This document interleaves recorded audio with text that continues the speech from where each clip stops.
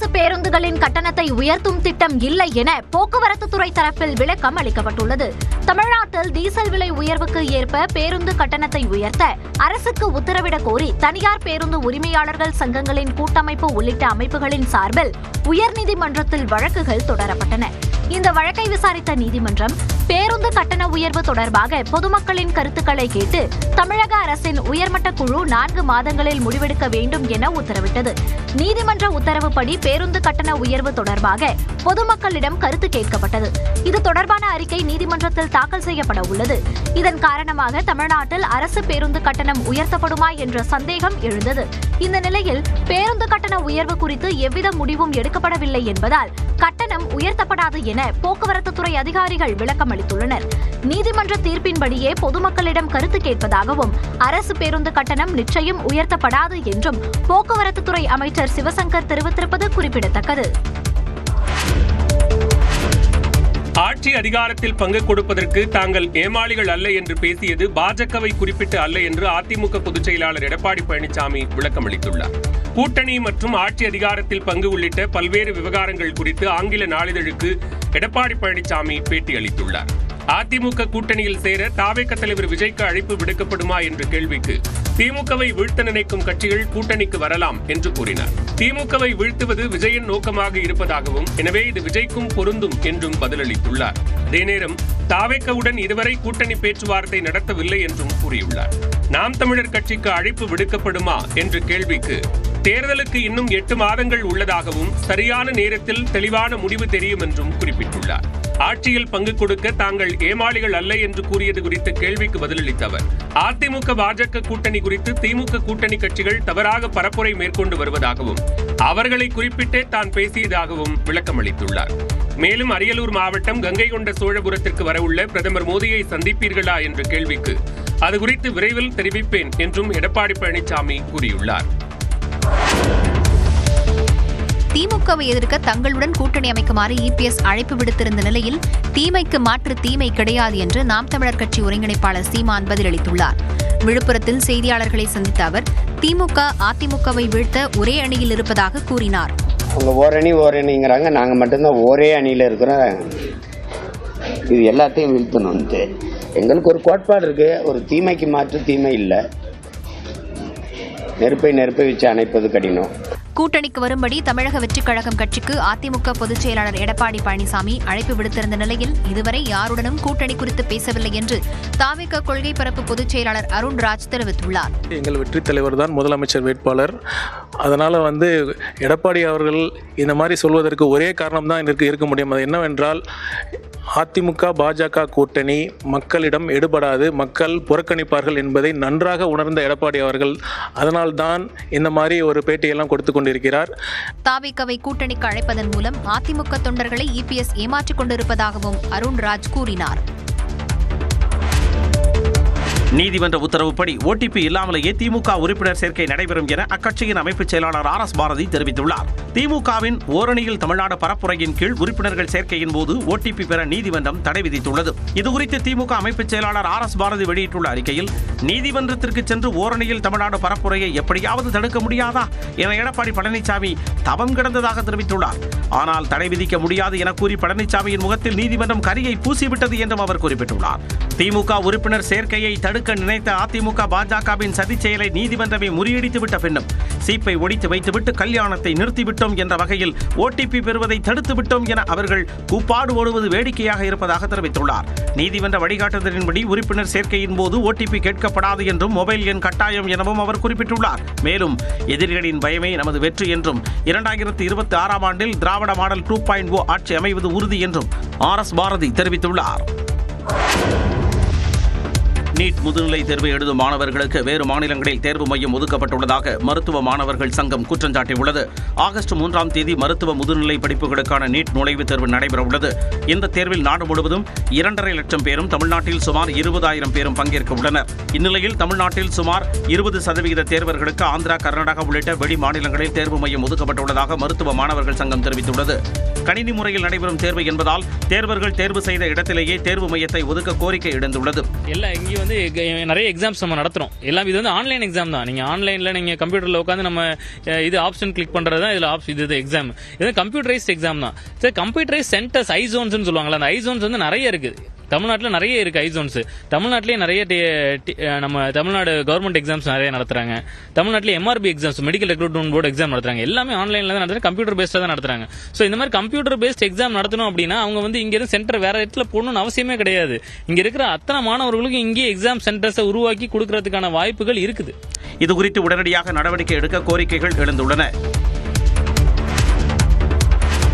சாத்தான்குளம் தந்தை மகன் கொலை வழக்கில் திடீர் திருப்பமாக சிறையில் உள்ள முன்னாள் காவல் ஆய்வாளர் ஸ்ரீதர் தனது குற்றத்தை ஒப்புக்கொள்வதாக மனு தாக்கல் செய்துள்ளார்.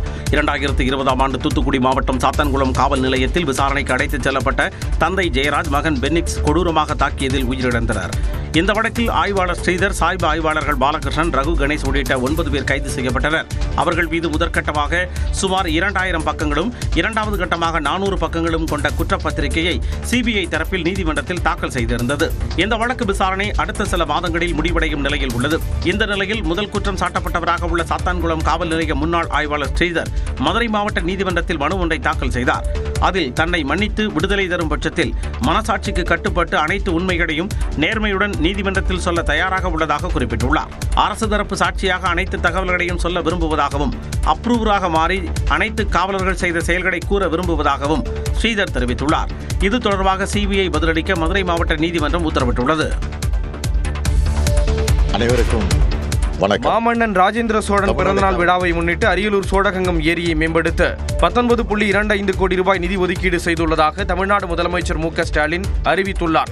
நீர்வள ஆதார மேம்பாட்டு பணிக்காக 12 கோடி ரூபாயும், சுற்றுலா மேம்பாட்டிற்காக 7.25 கோடியும் ஒதுக்கீடு செய்யப்பட்டுள்ளது. கங்கை கொண்ட சோழபுரத்தில் மாமன்னன் ராஜேந்திர சோழனின் நினைவை போற்றும் வகையில் அவர் உருவாக்கிய சோழகங்கம் ஏரி புனரமைக்கப்பட உள்ளது. 15 கிலோமீட்டர் உபரிநீர் வடிகால்வாய் புனரமைத்தல், 4 வடிகால் பகுதி தூர்வாறுதல், 4 மதகுகள் புனரமைத்தல், 38 கிலோமீட்டர் நீளமுள்ள வரத்து வாய்க்கால் தூர்வாறுதல் உள்ளிட்ட பணிகள் முடுக்கிவிடப்பட்டுள்ளன. இதனால் பிச்சனூர், கங்கை கொண்ட சோழபுரம், ஆயுதக்களம் உள்ளிட்ட கிராமங்களின் 1374 ஏக்கர் விவசாய நிலங்கள் பயன்பெற உள்ளன. மேலும் சோழகங்கம் ஏரியை சுற்றுலா தலமாக மேம்படுத்த தகவல் தொடர்பு மையம், சிறுவர் விளையாட்டு மையம், பசுமை பரப்பை உருவாக்குதல் உள்ளிட்ட பணிகளும் மேற்கொள்ளப்படும் என முதலமைச்சர் மு க ஸ்டாலின் கூறியுள்ளார். கொல்லம் சென்னை இடையிலான அனந்தபுரி விரைவு ரயிலில் ஏற்பட்ட பழுது காரணமாக 1 மணி நேரம் தாமதமாக ரயில் இயக்கப்பட்டதால் பயணிகள் அவதிக்குள்ளாகினர். கேரள மாநிலம் கொல்லத்திலிருந்து சென்னை நோக்கி புறப்பட்ட அனந்தபுரி விரைவு ரயில் நெல்லை மாவட்டம் நாரைக்கிணரை கடந்தபோது ரயிலில் அதிக சத்தம் எழுப்புவதாக வாஞ்சிமணியாச்சி ரயில் நிலையத்தில் கேட் கீப்பர் தகவல் அளித்துள்ளார். இதையடுத்து ரயில் வாஞ்சிமணியாச்சி ரயில் நிலையத்தில் நிறுத்தப்பட்டு சோதனை மேற்கொள்ளப்பட்டது. அப்போது ஏசி பெட்டியின் சக்கரத்தில் அதிக உராய்வு ஏற்பட்டு குழி விழுந்தது கண்டுபிடிக்கப்பட்டது. இதுகுறித்து மதுரை ரயில்வே கட்டுப்பாட்டு அறைக்கு தகவல் தெரிவித்த நிலையில் பழுதான பெட்டியை மதுரை ரயில் நிலையத்தில் தான் மாற்ற முடியும் என அதிகாரிகள் தெரிவித்ததாக சொல்லப்படுகிறது. இதனால் ஏறத்தாழ 1 மணி நேரம் 12 நிமிடங்கள் தாமதத்திற்கு பின்னர் மீண்டும் ரயில் இயக்கப்பட்டது. இதனால் பயணிகள் அவதிக்குள்ளாகினர். காஞ்சிபுரம், செங்கல்பட்டு, திருவாரூர் மாவட்டங்களில் கனமழை பெய்த நிலையில் தமிழ்நாட்டில் இன்று மிதமான மழை பெய்யும் என்று வானிலை ஆய்வு மையம் கணித்துள்ளது. காஞ்சிபுரம் மாவட்டத்தில் மாநகராட்சி பகுதிகள் மற்றும் ஓரிக்கை, செவிலிமேடு பேருந்து நிலையம், சுங்குவார் சத்திரம், ஸ்ரீபெரும்புதூர் உள்ளிட்ட பகுதிகளில் கனமழை பெய்தது. செங்கல்பட்டு மாவட்டத்தில் சிங்கப்பெருமாள் கோவில், திருப்போரூர், திருக்கடுக்குன்றம், மறைமலை நகர் ஆகிய பகுதிகளில் பரவலாக மழை பெய்தது. 30 நிமிடங்களுக்கு மேலாக பெய்த கனமழையால் பள்ளி, கல்லூரி முடித்து வீடு திரும்பிய மாணவ மாணவிகளும் பணி முடிந்து திரும்பியோரும் மிகுந்த சிரமத்திற்கு உள்ளாகினர்.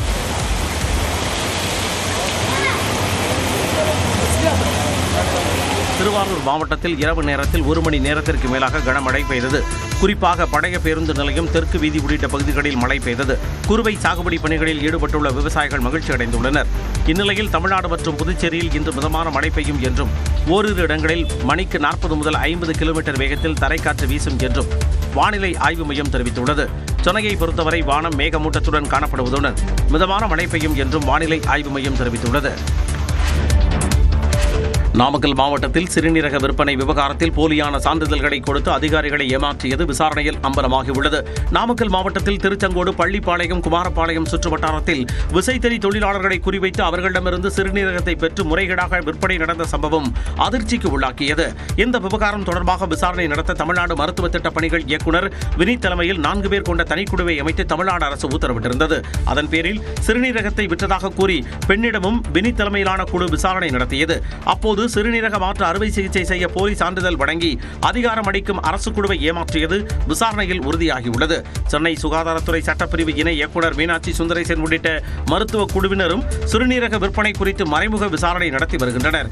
இதேபோன்று நாமக்கல் மாவட்ட சுகாதாரத்துறை இணை இயக்குநர் ராஜ்மோகன் உள்ளிட்டோரை கொண்ட மற்றொரு குழுவினர் திருச்செங்கோடு வருவாய் கோட்டாட்சியர் அலுவலகத்தில் ஆய்வு மேற்கொண்டனர். அரசியல் கட்சிகளின் கொடிக்கம்பங்களை அகற்ற இடைக்கால தடை விதித்து உயர்நீதிமன்ற மதுரை கிளை உத்தரவிட்டுள்ளது. தமிழகம் முழுவதும் பொது இடங்களில் உள்ள அரசியல் கட்சிகளின் கொடிக்கம்பங்களை அகற்ற வேண்டும் என சென்னை உயர்நீதிமன்ற மதுரை கிளை நீதிபதி ஜி.கே. இளந்திரையன் கடந்த ஜனவரி மாதம் உத்தரவிட்டிருந்தார். இந்த உத்தரவை எதிர்த்து தொடரப்பட்ட மேல்முறையீட்டை விசாரித்த நீதிபதி நிஷாபானு தலைமையிலான அமர்வு தனி நீதிபதியின் உத்தரவை உறுதி செய்தது. இந்நிலையில் மார்க்சிஸ்ட் கம்யூனிஸ்ட் கட்சியின் மாநில செயலாளர் சண்முகம் இந்த வழக்கில் தங்களையும் இணைத்து விசாரிக்க வேண்டும் என மேல்முறையீடு செய்தார். அதில் கருத்து சுதந்திரத்தின்படி அரசியல் கட்சிகள் தங்களின் அடையாளங்களை வெளிப்படுத்த உரிமை உள்ளது என்றும் அடையாளங்களை பொதுவெளியில் காட்சிப்படுத்த தடை விதிப்பது அதன் நோக்கத்தை சீர்குலைத்துவிடும் என தெரிவித்திருந்தார். இதனை விசாரித்த நீதிபதிகள் எஸ்.எம். சுப்பிரமணியம், விஜயகுமார் சவுந்தர் அமர்வு கொடிக்கம்பங்களை அகற்ற இடைக்கால தடை விதித்தது. கொடிக்கம்பங்களின் உயரம், கொடியின் அளவு உள்ளிட்டவைகள் குறித்து அரசு உரிய விதிமுறைகளை வகுப்பது குறித்து தமிழக அரசு பதில் மனு தாக்கல் செய்ய உத்தரவிட்ட நீதிபதிகள் விசாரணையை ஆகஸ்ட் 6ஆம் தேதிக்கு ஒத்திவைத்தனர். மதுரை மாநகராட்சி சொத்து வரி முறைகேடு விவகாரத்தில் சிறப்பு விசாரணை குழு தலைவராக டிஐஜி அபினவ்குமார் நியமனம் செய்யப்பட்டுள்ளார். மதுரை மாநகராட்சியில் சொத்து வரியை குறைவாக வசூலித்து முறைகேடு செய்த விவகாரத்தில் 5 மண்டல தலைவர்கள், 2 நிலைக்குழு தலைவர்கள் ராஜினாமா செய்துள்ளனர். பில் கலெக்டர்கள் உள்ளிட்ட 15 பேர் பணியிடை நீக்கம் செய்யப்பட்டுள்ளனர்.